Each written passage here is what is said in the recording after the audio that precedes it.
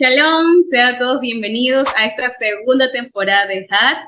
También les quiero dar todas las bienvenidas de esta segunda temporada. Además, quiero anunciarles que dentro de este programa va a haber una miniserie que se titula Verdades que las religiones no quieren que sepas. El título de este devocional se llama La Trinidad es bíblica. Y tengo el gusto de presentarles a mi invitado del día de hoy, que la verdad nuevamente lo tenemos aquí, es un gusto poder tenerlo, y es el hermano Javier Vergara. Shalom, hermano. Amén, amén. Shalom a todos los hermanos que están escuchando el día de hoy. Y shalom también para ti, Deyaneira. La verdad que estoy muy contento de participar nuevamente en esta temporada número 2 y estoy seguro que va a ser de mucha edificación y de bendición para todos los hermanos. Amén, amén. Un poco de introducción, hermano, para que las personas ya vayan un poco más entendiendo de lo que vamos a tratar en ese devocional. El tema con respecto a la Trinidad sabemos que es un tema muy controversial en muchas religiones e incluso en las raíces hebreas aún existen ciertos creyentes que tienen esta lucha, ¿no?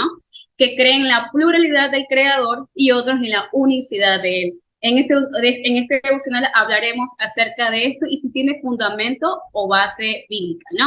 Antes, le quiero dar una recomendación también que tengan a su mano lo que es la Biblia, apuntes para que puedan ir comprendiendo el tema, ¿no? Antes que nada, vamos a orar para poner ese tiempo en las manos del Eterno y que Él sea hablando, ¿no?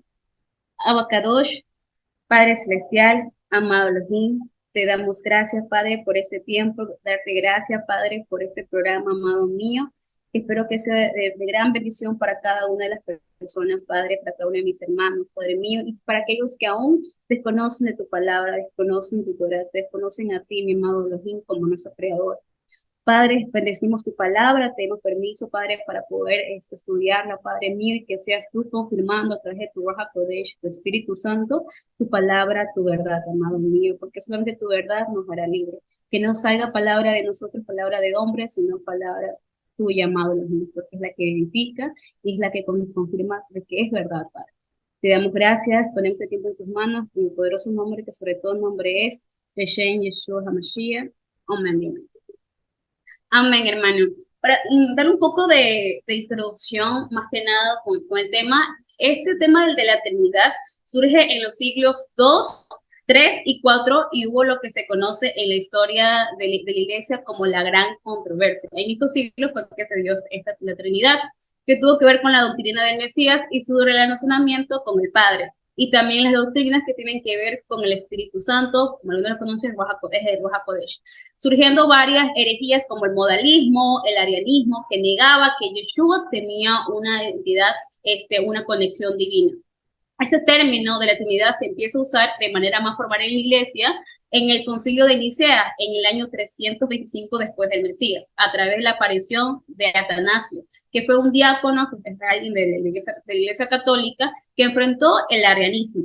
Y a partir de allí acuña el término Trinidad para referirse a Elohim como un único Elohim, o sea, para uno lo que no lo conocen, es Dios, pero que existe en tres personas, que es Padre, Hijo y Espíritu Santo. Hermano, para poder comprender, vemos que se basa mucho en esta doctrina. La Trinidad es con respecto a la creación. En la creación, básicamente, en el libro de Génesis encontramos versículos en los cuales afirman esta doctrina, como vemos en Génesis 1.1, que capítulo 1, versículo 1, que dice, específicamente, en el principio creó el Dios, que es el nombre hebreo que se le da, es Elohim, los cielos y la tierra. Se menciona que Elohim es como un título colectivo, ¿ok? Y que este término determina la pluralidad del creador siendo tres dioses. Además, más adelante vemos que el Eterno, cuando está creando el hombre, dice en Génesis 1.26, y dijo Elohim, hagamos al hombre a nuestra imagen y conforme a nuestra semejanza. Entonces dicen, mira, que aquí dice hagamos, porque si el Padre no había nadie más, era el único solo creador, porque dice hagamos en vez de decir haré. Hermano, ¿nos puede explicar acerca de estos versículos, por favor? Amén. Amén, amén. Sí, la verdad es que el dogma, hay que partir por lo que en realidad es la Trinidad. La Trinidad nunca la vamos a encontrar en la Biblia, ni siquiera en un versículo, ni siquiera como un concepto, sino que va más allá de lo que está escrito. De hecho, por ahí el libro de Corintios dice, no piensen más allá de lo que está escrito. Y muchas veces la respuesta cristiana a la explicación de la Trinidad es que no hay cómo explicarlo, sino que es cuestión de fe, que solamente hay que creerlo, y eso no es así. Y una de las excusas es mal emplear el término Elohim. Muchas veces yo he escuchado dentro de los creyentes cristianos, ¿verdad? Que dicen, es que Elohim significa dioses. Y como significa dioses, ¿verdad? Ellos interpretan que ahí está Dios Padre, Dios Hijo y Dios Espíritu. Pero hay que entender el término dentro de su concepto. Es decir, nosotros nos encontramos, por ejemplo, que Elohim se puede interpretar de diferentes formas dentro de las escrituras dependiendo del concepto del enunciado. Entonces, cuando en algunas partes dice la Biblia, por ejemplo, a Moisés, yo te he puesto por Elohim para Faraón, o sea, como una autoridad para Faraón, no como un Dios para Faraón, ¿verdad? O también, eso es lo que quiere expresar, Elohim se puede entender como dioses, jueces, autoridades, pero cuando se está hablando de la creación, se expresa como el Todopoderoso, como no hay nada superior a Él. Inconmensurable es su poder y de esa manera se acuña el término Elohim para explicar esta situación. Si nosotros puntualizamos lo que es el versículo 26 de Génesis 1, donde dice, voy a leer desde acá, dice, entonces dijo Dios, hagamos al hombre a nuestra imagen y semejanza que domine en toda la tierra, sobre los peces del mar, sobre las aves de los cielos y las bestias, y sobre todo animal que repta sobre la tierra. Allí muchas veces se dice, ahí está el término, dice Dios, y en hebreo es Elohim, entonces son dioses, y dice hagamos, entonces está acompañado, ¿verdad? Y una de las cosas que podemos interpretar con respecto a eso, eh, es la fuerza creadora del Eterno, que no hay nada superior a él, ¿verdad? Por eso Elohim, el poder máximo, y también se entiende el hagamos como es el hebreo majestático. El hebreo majestático se emplea siempre desde alguien que tiene autoridad, reyes, jueces, y dicen hagamos como si fuera una pluralidad, pero no porque fueran muchos, sino que expresando que tienen mucho poder. Y de hecho el versículo 27 ya lo determina todo. Habíamos dicho que el versículo 26 dice, hagamos al hombre a nuestra imagen. Pero el versículo 27 dice, y Elohim creó. O sea, no dice, y los dioses crearon. Dice simplemente, Elohim creó. O sea, uno solo fue el que estuvo creando. Y dice, y lo creó a imagen de Dios, hombre y mujer, los creó. Es decir, en un versículo sentencia 3 veces que uno solo fue el que hizo la acción. Entonces, siempre se acuña ese término de Elohim desde una perspectiva cristiana para decir dioses. Entonces son tres dioses, Dios Padre, Dios Hijo y Dios Espíritu Santo.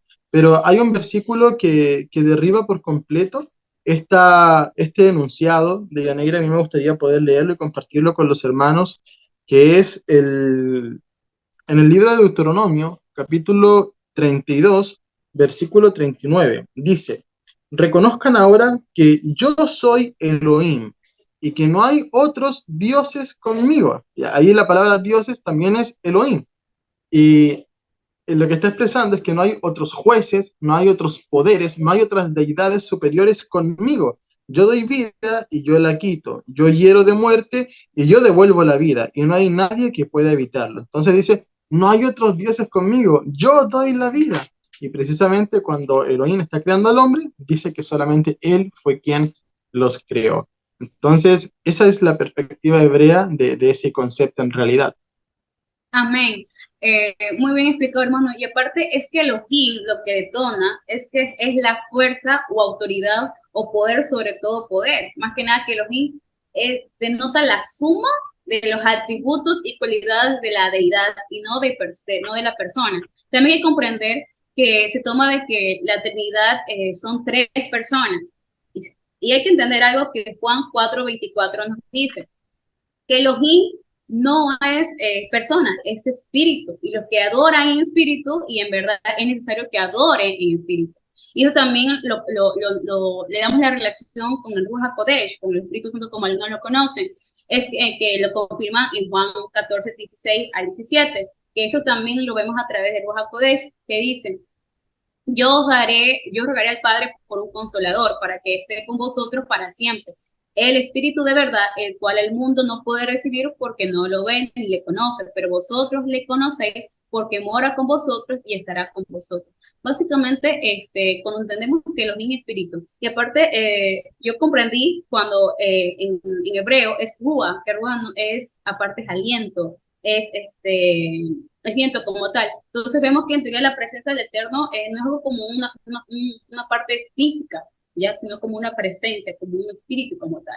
Entonces, o como también como Elohim lo toman como Dios, como un ser de luz. Saben que el Padre es mucho más que él. Entonces, vemos representado que básicamente, como el hermano lo menciona, en Deuteronomio también, que Elohim es uno, porque ese es el primer gran mandamiento que el Padre dejó, que, oye Israel, es uno, nuestro Elohim es uno. Y eso también lo confirma Yeshua más adelante en Mateo 24, capítulo 24, versículos 37 al 38, que es el gran mandamiento que Elohim es uno mismo. Ya él amarás con todo tu corazón, con toda tu alma y con toda tu fuerza. Hermano, algunos dicen ya, pero así como se representa la Trinidad, siendo Padre, Hijo y Espíritu Santo, ¿existe realmente esta relación cuando se representa también al cuerpo, al ser humano, como carne, como cuerpo, como espíritu y como alma? ¿Esto tiene realmente que ver? ¿Se cumple esta representación que dicen de la Trinidad con el ser humano? Eh, Así me escucho. Sí, Amén. mira, el punto es el siguiente, y tú lo dabas en la introducción. Muchas veces se dice, Él nos creó a imagen y semejanza. Entonces, como son tres los que crearon y parte de la concepción del punto anterior, ¿verdad? Entonces nosotros igual, como es un Dios trino, nosotros somos tripartitos, ¿verdad?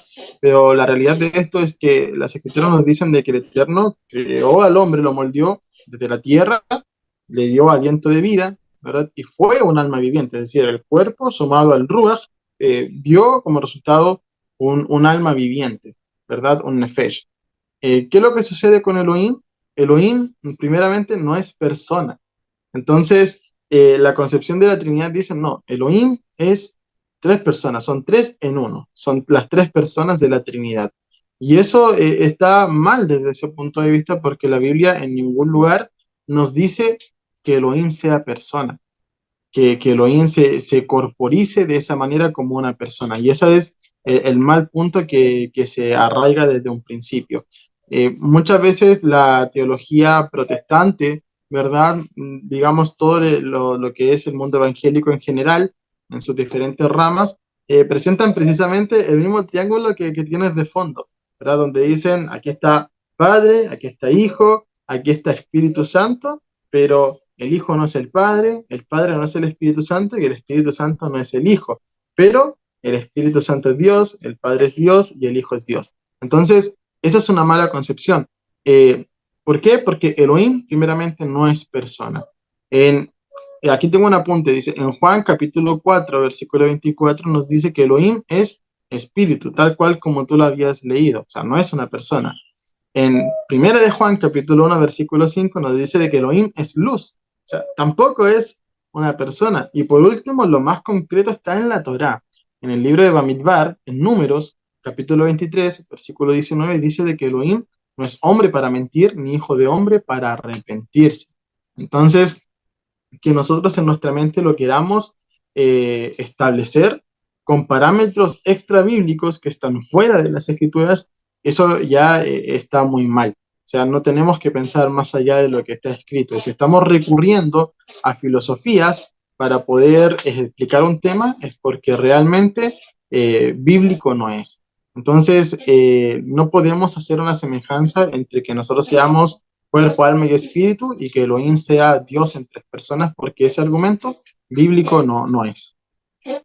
Amén. Y aparte porque el ser humano no solamente es cuerpo, es alma, espíritu. Saben que el ser humano también tiene sentimientos, tiene otras cualidades que no solamente se encaja en esas tres representaciones que se le da junto con la Trinidad. Aparte dice, y la siguiente pregunta que le voy a hacer, hermano, porque dice, bueno, es que Yeshua es aparte de Dios, o sea, es la segunda persona de la Trinidad, y él también es Dios y tiene su poder, y lo separa de Elohim. Entonces, ¿cómo podemos evidenciar bíblicamente, hermano, que Yeshua y Elohim es la misma persona, es el mismo ser? Amén. Amén, amén. La verdad que una lectura bastante sincera de las Escrituras nos refleja, ¿verdad?, de que Yeshua sí es Elohim, o sea, que el mismo Creador ha venido a manifestarse en carne entre nosotros. Por ejemplo, lo que es el libro de Juan, capítulo 1, versículo 1, nos dice de que en el principio era el verbo, y el verbo estaba ante Elohim, ¿verdad? Y que Elohim era el verbo. Y eso es muy importante porque tan solo 13 versículos después, en el versículo 14, nos dice de que el verbo se hizo carne y tabernaculizó entre nosotros. Entonces, el versículo 1 decía de que Elohim era el verbo, y luego dice el versículo 14 que el verbo se hizo carne y habitó entre nosotros, tabernaculizó entre nosotros. Esta es una de las doctrinas, y con doctrina me refiero a enseñanza, ¿verdad? Porque eso significa doctrina, que es fundamental para nuestra fe y que es muy determinante. Lastimosamente, dentro de lo que son las raíces hebreas, hay muchos hermanos que se han corrompido y han establecido a un Mesías totalmente desligado de lo que es Yud-Hei Bat-Hei, de lo que es el Creador.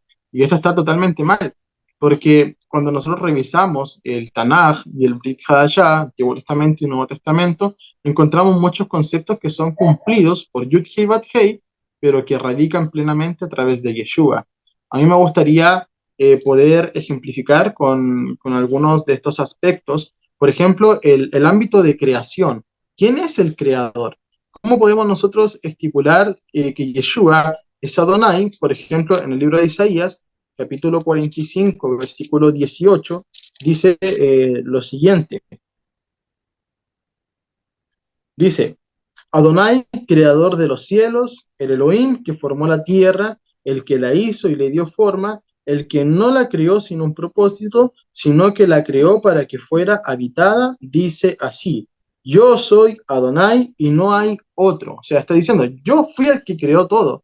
Yo creé la tierra, yo creé todo y fuera de mí no hay otro. Cuando nosotros vemos, por ejemplo, en el libro de Colosenses, capítulo 1, versículo 16 y 17, lo siguiente. Estoy buscando aquí en la Biblia.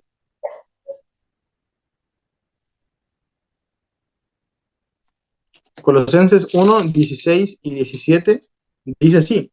En él, refiriéndose a Yeshua, fue creado todo lo que hay en los cielos y en la tierra, todo lo visible y lo invisible, tronos, poderes, principados o autoridades, todo fue creado por medio de él y para él. Él existía antes de todas las cosas, pero él se mantiene y por él se mantiene todo en orden. Entonces ahí se expresa de que primero en Isaías fue Adonai quien creó y fuera de él no hay otro, y luego nos dice que a través de Colosenses, ¿verdad? Que Yeshua fue el que creó. Otro argumento que nosotros podemos encontrar es con respecto al Salvador. Y esto es muy importante porque muchas veces se dice, mira, si tú crees que Yeshua es o no es Adonai, no influye en nada en tu salvación. Sí influye, porque sí tenemos que conocer a nuestro Salvador. El libro de Oseas, capítulo 13, versículo 4, es muy tajante en esto. Dice, yo soy Adonai, tu Elohim.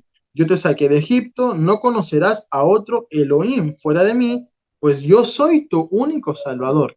En otras versiones dice, y no conocerás otro Salvador fuera de mí. Es decir, solamente Adonai salva.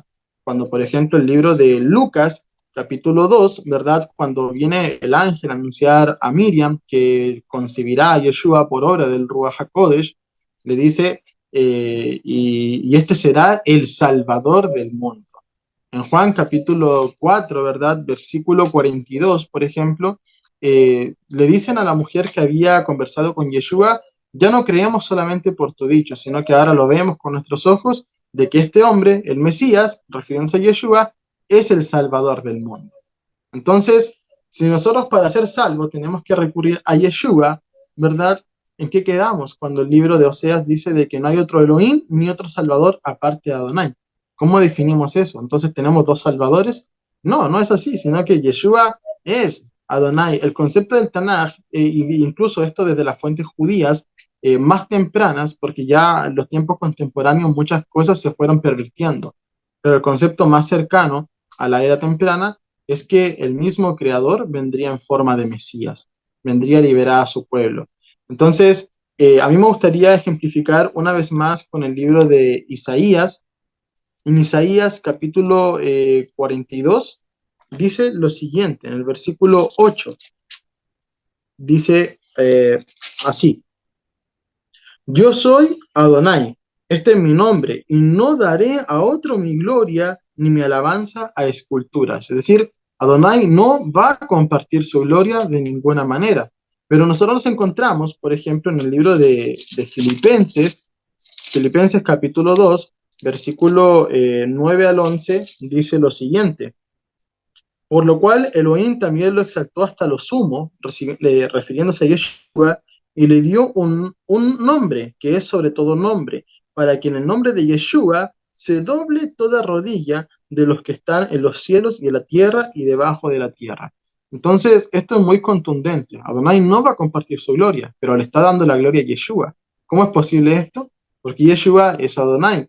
De hecho, si nosotros vemos los 10 mandamientos, ¿verdad? Las 10 Devarim, ahí encontramos que dice: no tendrás dioses ajenos delante de mí y no te postrarás delante de ellos, etcétera.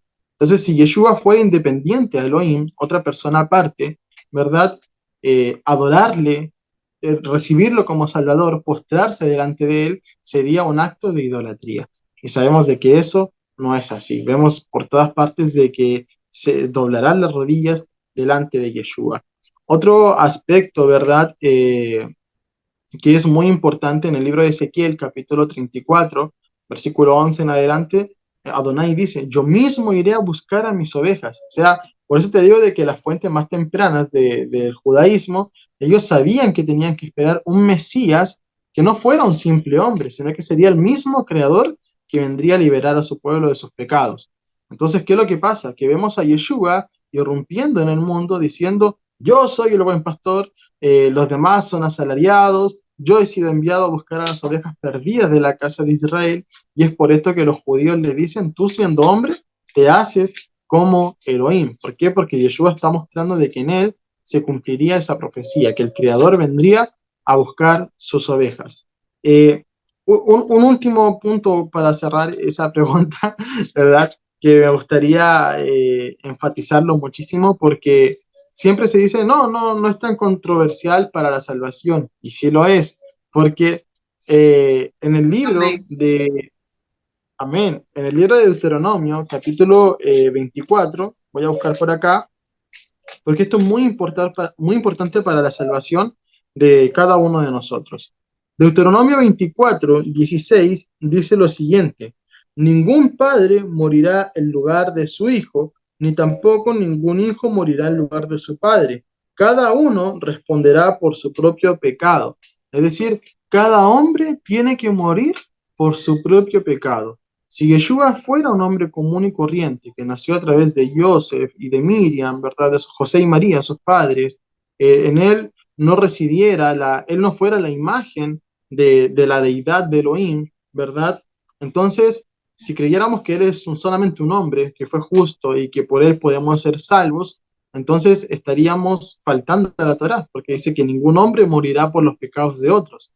Entonces, ¿de qué manera es esto posible? Que Yeshua haya muerto y que en él tengamos redención de pecados, tal cual como lo dice Filipenses 2, del versículo 7 al 8.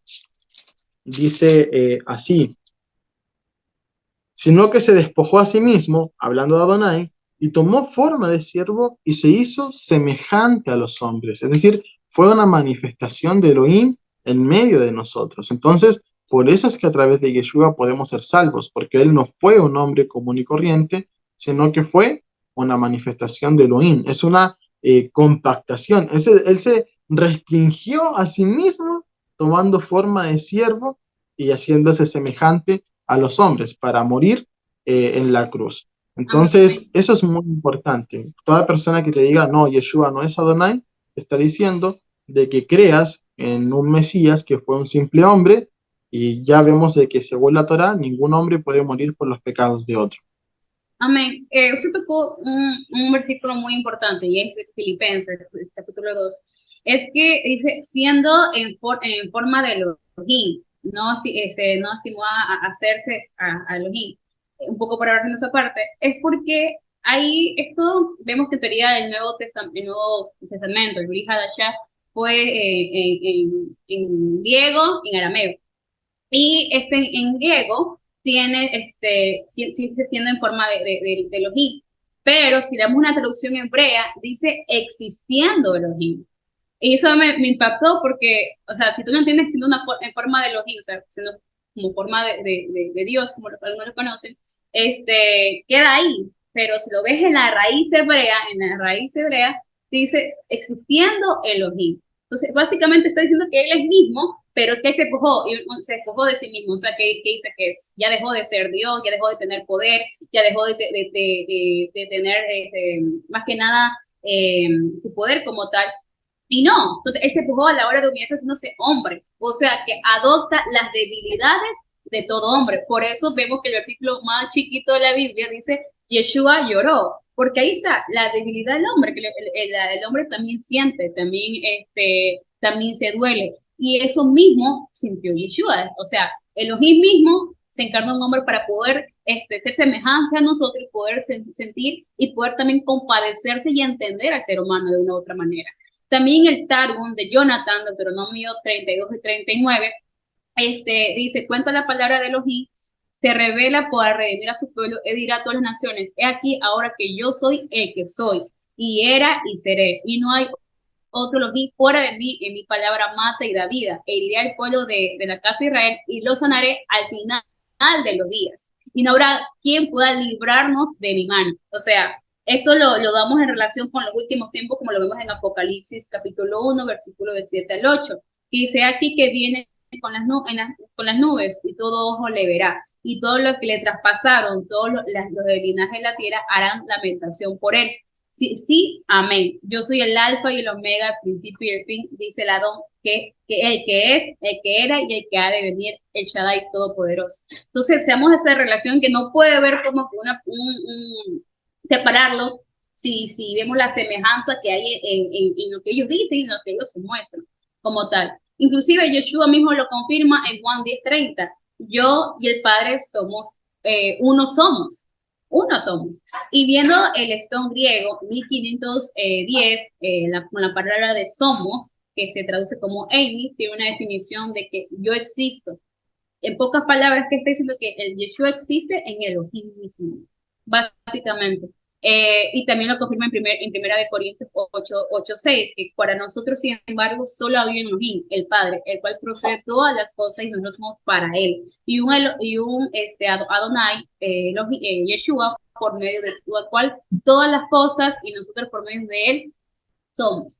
Entonces, vemos esa relación y confirmación que se da de que Yeshua y Elohim no se puede separar. Él es mismo, pero siendo Yeshua la imagen visible del Elohim invisible. Amén. Hay algo que me gustaría preguntarle, hermano, porque algunos, usted lo tocó, que en Juan 1:2, que en el principio era el verbo y el verbo era con Elohim y el verbo era Elohim. Viendo más que nada con lo que usted mencionaba, es que a Elohim también se le dice como la menra, que él es la menra. Y Yeshua es la menra, básicamente, es la dabar, como lo vemos en hebreo, en logos es griego, y el verbo traducido al español es la palabra, Elohim mismo, que se representa de una manera corpórea, o sea, una expresión física, para poder tener una comunión con este plano temporal, finito y material. La siguiente pregunta, hermano, es que Elohim solo se ha manifestado a través de Yeshua al pueblo de manera física. Es la única manifestación física que Elohim ha usado. Amén. Bueno, la verdad que vemos de que a lo largo de las escrituras Elohim ha recurrido a diferentes formas para poder manifestarse a su pueblo. Estaba muy bien la explicación que tú dabas, porque es el recurso que utiliza la deidad suprema, ¿verdad? Para poder expresarse a su mundo que es finito, es decir, desde un lugar en el cual es infinito a presentarse a un mundo finito, en el cual todo se acaba, todo tiene su fin. Entonces, esa es su emancipación, representarse a través de Yeshua. La palabra dice de que Yeshua es la imagen misma de su sustancia, que Él es la imagen visible del Elohim invisible. Y eso nosotros lo encontramos a través de las escrituras. Por ejemplo, al momento en el cual Yeshua se apareció a Abraham, ¿verdad? Se apareció a Abraham, comió con él, fue el mismo Adonai que estaba allí, entonces ya se manifestó en ese tiempo. Lo encontramos cuando se presenta como el ángel de Adonai, el ángel de la presencia, lo encontramos también como esa columna de nube y fuego. La palabra dice, y Adonai habló desde la columna de nube y fuego, es decir, esa fue una representación de la divinidad en medio de los israelitas. Vemos que a Moisés se le mostró su espalda. El libro de Números dice de que habló cara a cara con Moisés en el tabernáculo. También nosotros encontramos ese hombre que fue envuelto en fuego, que se le mostró en una visión en Ezequiel capítulo 1. Vemos que el anciano de Días, que se representa en el libro de Daniel, y en todos esos momentos fue una representación de Adonai ante su pueblo, ante sus siervos. Entonces, la pregunta es, ¿acaso la plenitud misma dejó de ser en ese momento en el cual él se presentó a su pueblo? Por supuesto que no. Entonces, no se puede categorizar a Elohim solamente en tres personas, porque si fuera por sus manifestaciones, de que se manifestó como Hijo, se manifestó como Espíritu Santo, como Padre, tendríamos que incluir muchísimas más manifestaciones, al anciano de días, la nube, el mismo Ruach HaKodesh. El libro de Isaías dice de que Adonai tiene 7 ruajim, o rujot, mejor dicho, 7 rujot, 7 espíritus. Entonces, no se puede encasillar a Elohim. Y eso es lo que hace un dogma, eso es lo que hace la religión. Querer, de cierta manera, limitar algo que es infinito, que es Elohim. Entonces, ese es el gran problema con la Trinidad. Amén. Hermano, se tocó un punto que es el que también me gustaría tocarlo y un poco desglosar un poco más. Es que efectivamente vemos en Bereshit, Génesis 18:1, que dice: el Señor se apareció a Abraham en el encinar de Mamre, mientras Abraham estaba sentado a la entrada de su tienda de campaña. Como mediodía, Abraham alzó la mirada y vio a 3 hombres que estaban de pie frente a él. Y esto lo damos en relación con Juan 8, capítulo 8, de versículos 56 al 58, que dice: Abraham, vuestro padre, se gozó de que, esto mismo dice de hecho de Yeshua, ojo. Abraham, vuestro padre, se gozó de que había de ver mi día y lo vio y se gozó. Abraham, le dijeron los judíos: aún no tiene 50 años y has visto a Abraham. Y Yeshua le dijo: de cierto os digo, antes de que Abraham fuese, yo soy. O sea, ahí se hace esa relación que lo que vio Abraham fue la imagen visible de los invisibles. Vio a Yeshua, tuvo esa relación viva, real, con Elohim mismo, con Adonai. Entonces, y eso también Tomás más adelante lo acepta, de que reconoce que Yeshua es la imagen visible de Elohim, cuando en Juan 20:28, él se acercó, lo vio y pudo tocar, pudo meter su dedo en sus llagas y pudo reconocer que básicamente era Elohim mismo, mostrándose una imagen visible, o sea, básicamente en Yeshua. Eso ahora dice, bueno, si me estás diciendo, el hermano Javier y la hermana Diana me dicen que la Trinidad no existe, que no existe la Trinidad, no existe estas 3 personas. Entonces, ¿a quién Yeshua oró antes de su crucifixión? O sea, crucifixión. O sea, que él sufría de enfermedades, porque inclusive le dicen eso. ¿Cómo me puedes decir que es una misma persona? Porque si él mismo estuviera hablando consigo mismo, sería esquizofrénico. Y eso yo escuché, y la verdad es que es un tema tremendo si realmente no se conoce a Elohim, realmente. Hermano, ¿nos puede explicar acerca de ello, por favor? Amén, hermana. Amén. La verdad es que ese es uno de los temas más lamentables. Yo también lo he escuchado donde dicen, pero si Yeshua fuera Adonai, entonces hizo una pantomima, sufría de esquizofrenia y muchísimas cosas más, pero tal cual como lo dice el libro de Judas, que la gente muchas veces eh, blasfema de las cosas que no conoce. Y nosotros podemos ver que cuando se estipula eso, hay un total desconocimiento de los atributos del Creador. uno de los atributos más grandes es que Él es el Todopoderoso y Él es omnipresente. Y eso a la gente muchas veces se le olvida, porque dimensiona en una mente finita, ¿verdad? Una mente que es limitada, dimensionan de que omnipresente simplemente significa que está presente en todas partes, pero eso trasciende más allá de eso, que está presente en todo lugar, en todo espacio, en todo tiempo.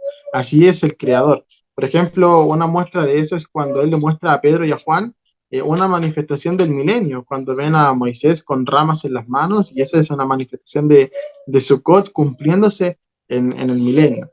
Eh, pero volviendo al tema, Él es omnipresente. Yo quiero leer unos versículos del Salmo 139 y luego dar la explicación.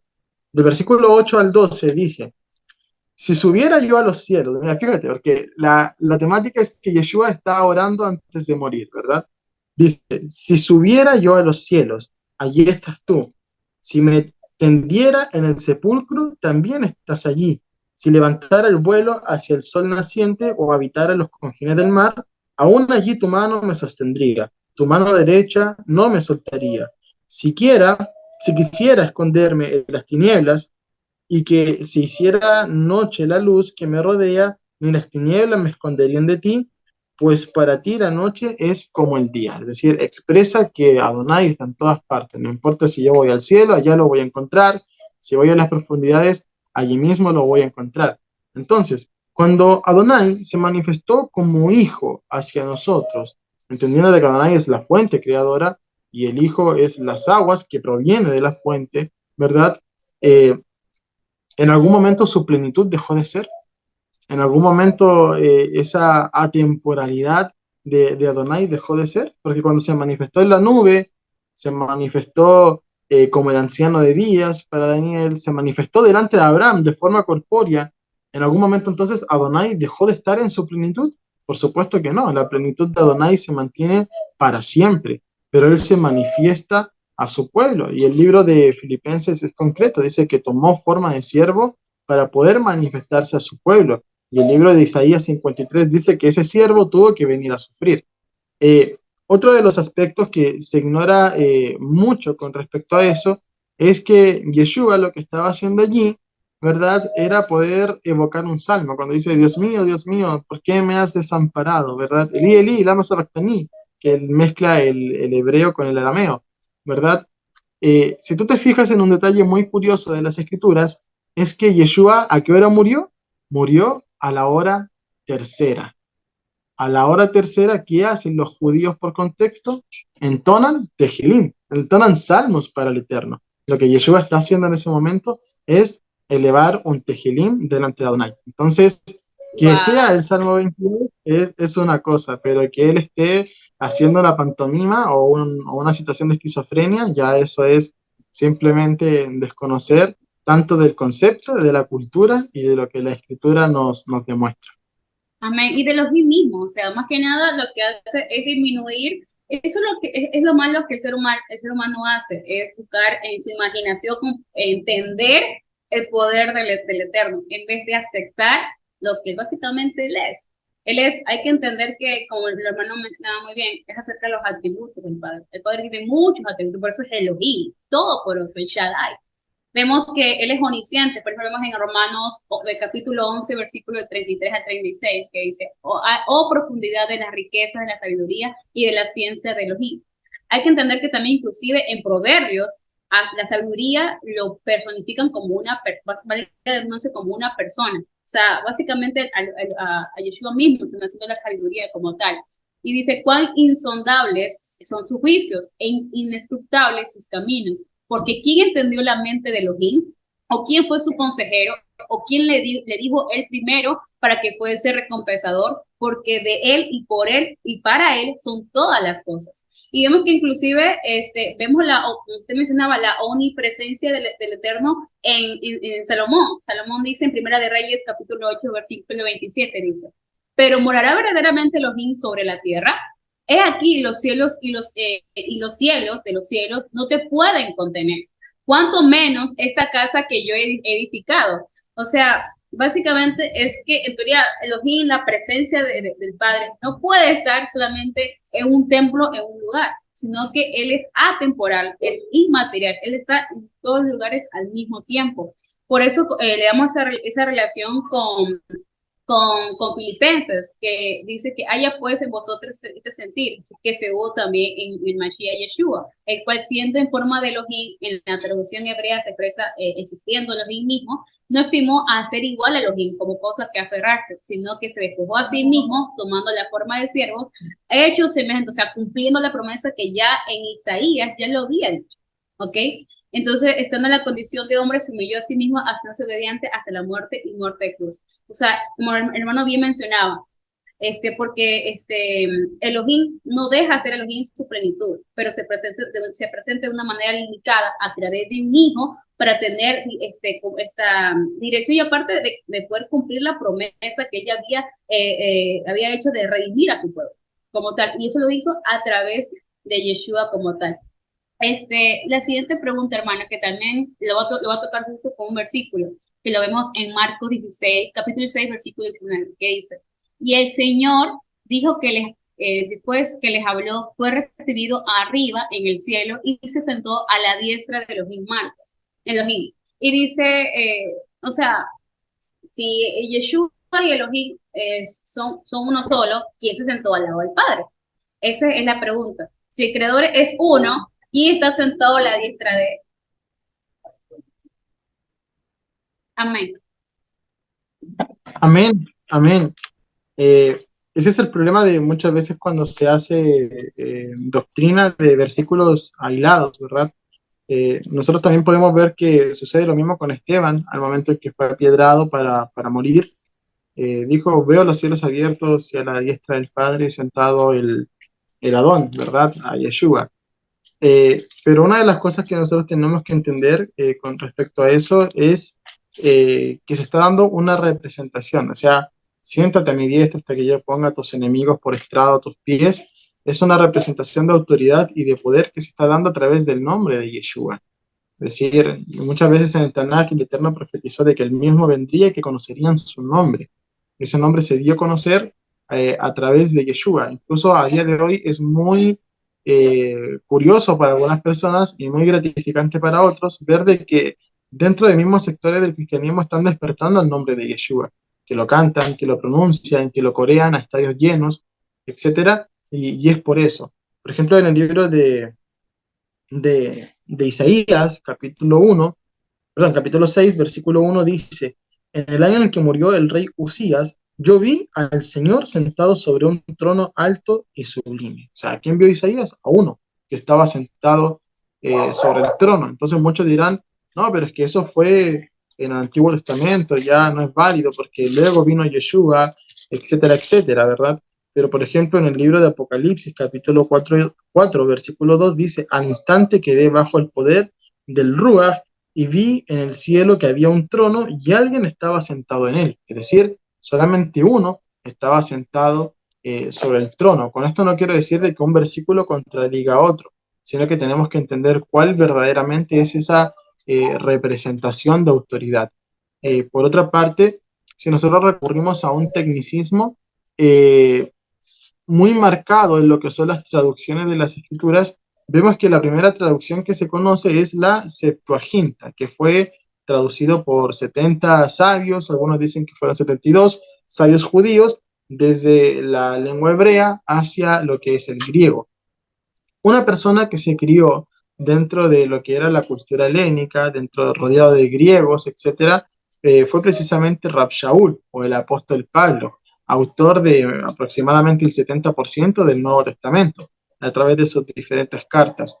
Y a través de eso nosotros también podemos encontrar que cuando él habla, por ejemplo, él dice, Yeshua es el Señor, o Jesús es el Señor, como dice en la Reina Valera, por ejemplo, la palabra para Señor que se emplea allí es la palabra Kyrios.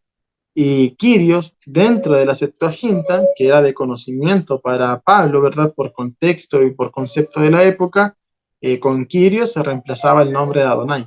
Entonces, cada vez que Pablo escribe Yeshua o Jesús es el Señor, está diciendo Yeshua es Adonai, a través de la traducción de la palabra.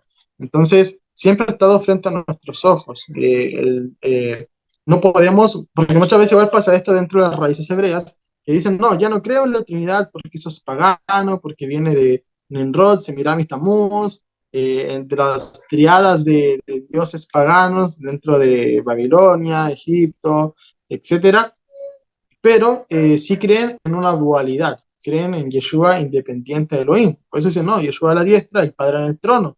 Pero sin embargo, esa es una representación de poder, pero a la hora en la cual Juan e Isaías vieron el trono, solamente vieron a uno sentado en él. Entonces, eso es muy importante, entender que Yeshua es la diestra de Adonai, es decir, es su brazo.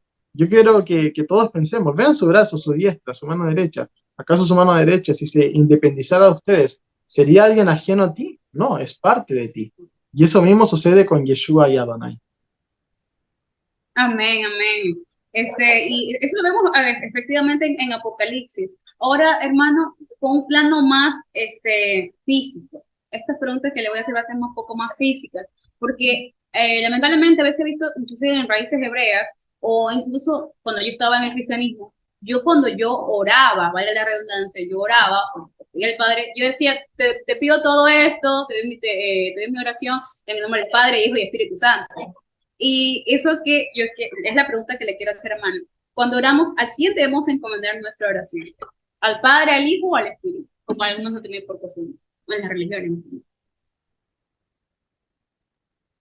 Amén. Bueno, vamos a responder a esa pregunta con la misma escritura y dicho por las mismas palabras de nuestro Salvador. En el libro de Juan, capítulo 14, creo que el versículo 13 o 15, no lo recuerdo muy bien, dice lo siguiente.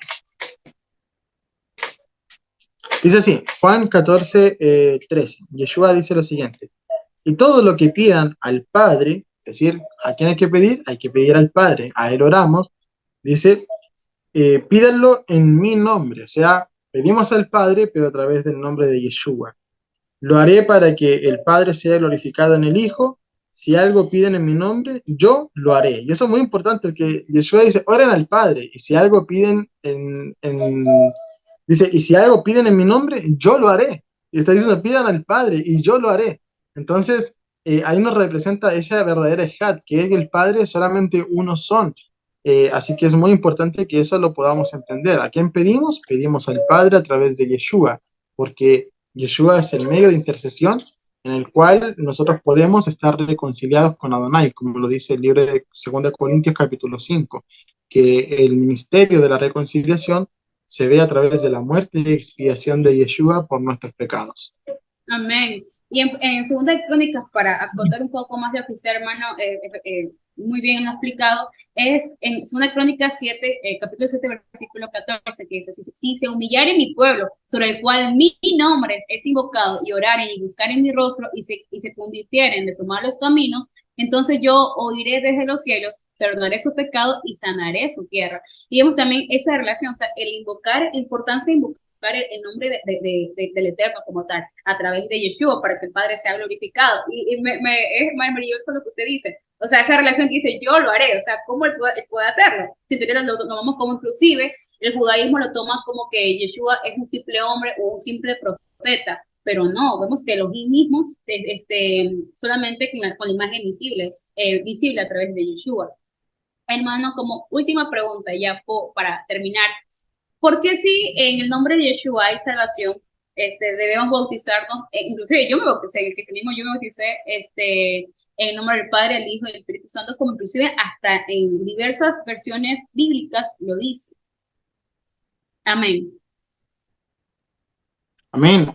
Bueno, la doctrina de la Tevilá, o el bautismo, como lo hemos conocido nosotros, es fundamental, porque es un mandamiento expreso de parte de Yeshua para nosotros, que se hagan discípulos, que hagan la inversión en su nombre, y que luego se les enseñe todo lo que Él ha ordenado, que es que se le enseñe la Torá. De hecho, tú cuando recibes la inversión, mueres, según el libro de Romanos capítulo 6, al sumergirte, tú mueres junto con Yeshua, y al levantarte resucitas junto con Él.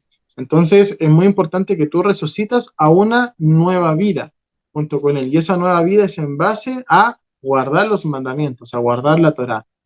Volviendo a la pregunta, siempre es muy importante porque en el cristianismo se estipulan doctrinas. bautizarte en el nombre del Padre, del Hijo y del Espíritu Santo, o incluso algunas más contemporáneas en el nombre de la Madre Espíritu Santo, y otras, por ejemplo, incluso simplemente en el nombre de Jesús. Sea cual sea estas tres o cuatro, cinco, seis, las que hayan hecho, ¿verdad? Tienes que volver a hacerlo una vez que hayas conocido la verdad. Por ejemplo, a mí en mi caso, yo cuando era cristiano fui bautizado en el nombre de Jesús, pero yo volví a hacer mi tevilá en el nombre de Yeshua. ¿Y por qué? Porque tanto el que lo hace en el nombre del Padre, Hijo y Espíritu Santo o en el nombre de Jesús, está representándose con una doctrina que es una doctrina errónea a lo que la Biblia nos enseña, porque Jesús no es el nombre de partida y porque Padre, Hijo y Espíritu Santo es un dogma que no es bíblico. Por lo tanto, ¿por qué tenemos que bautizarnos o hacer la inmersión en el nombre de Yeshua? Simplemente porque así fue ordenado y porque así lo estipula el libro de los Hechos. Cuando nosotros leemos, por ejemplo, Hechos capítulo 2, versículo 38, o capítulo 19, versículo del 4 al 5, o en general siempre el libro de los Hechos, nos habla de que los apóstoles ministraron la tevilá o el bautismo en el nombre de Yeshua. ¿Por qué? Porque la tevilá es un recurso para ser salvo, es un recurso para tener un nuevo nacimiento, y la salvación solamente es bajo el nombre de Yeshua. Entonces, esa es la respuesta más concreta, y a mí me gustaría poder alentar a los hermanos para que puedan hacer su tevilá. Es muy importante que puedan hacer su tevilá en el nombre correcto y bajo la doctrina correcta, porque si yo lo hago en el nombre de Yeshua, estoy diciendo, solamente a ti serviré y tu doctrina aprenderé y exhortaré a los demás. Amén, amén. Hermano, para allá, como un punto para reflexionar a cada una de las personas, porque tal vez dice, es porque aún sigo teniendo un poco más de duda y aún en mi mente no puedo entender cómo él puede estar en la tierra y en los cielos en su trono al mismo tiempo. Hay que entender que el Padre es antemporal. Y en Deuteronomio, capítulo 29, versículo 29, para reflexionar, le doy este versículo que dice, únicamente al Adón, nuestro Elohim, conciernen las cosas ocultas, pero las cosas reveladas nos conciernen a nosotros y a nuestros hijos eternamente, para que cumplamos todos los mandamientos de esta Torah.